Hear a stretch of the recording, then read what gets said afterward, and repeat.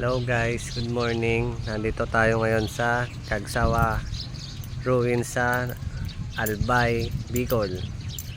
Ang ganda po ng view ngayon dito sa Albay. Ang ganda ng pagka wala siyang ulap.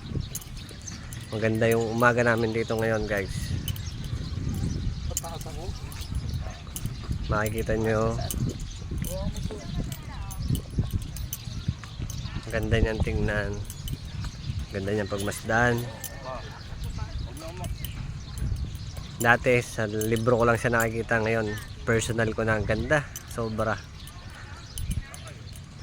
Kaya kayo guys, pag may oras kayo, mag rides din kayo kagaya namin. Sobrang ganda, sulit.